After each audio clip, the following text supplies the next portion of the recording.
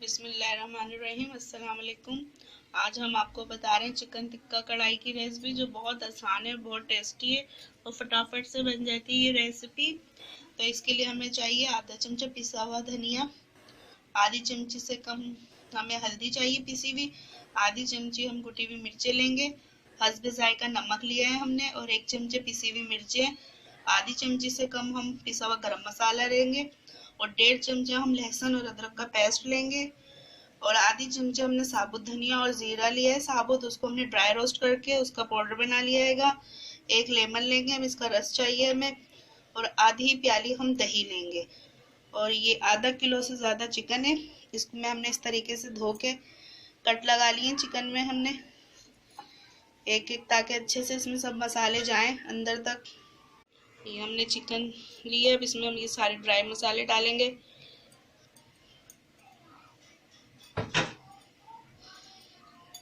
जीरा धनिया है का जो हमने पीस के रखा था ड्राई रोस्ट करके, लहसुन अदरक का पेस्ट, ये दही,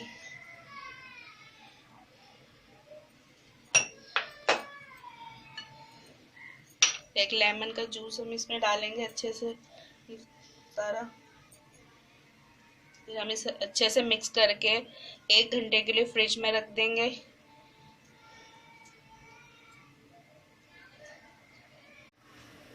चुटकी भर हम इसमें जर्दे का रंग भी डालेंगे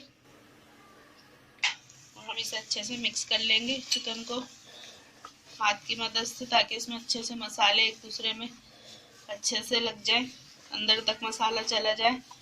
और हम इसे अच्छे से मिक्स करके फ्रिज में 1 घंटे के लिए रखेंगे चिकन को।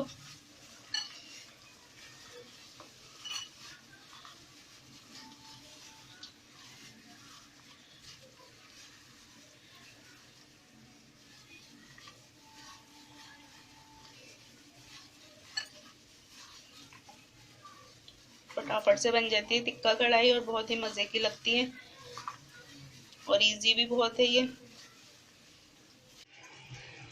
चिकन डाल दिया है हमने सारा कढ़ाई में। हम थोड़ा सा इसमें पानी डालेंगे।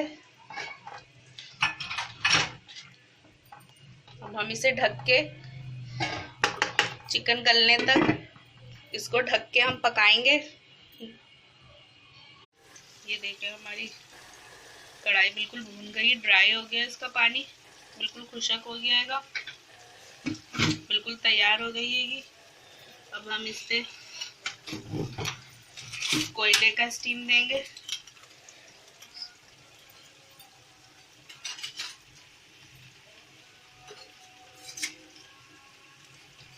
एक कोयला रखेंगे हम इस पे सुलगता हुआ, जो अच्छे से हमने गरम करके रखा हुआ है कोयले को।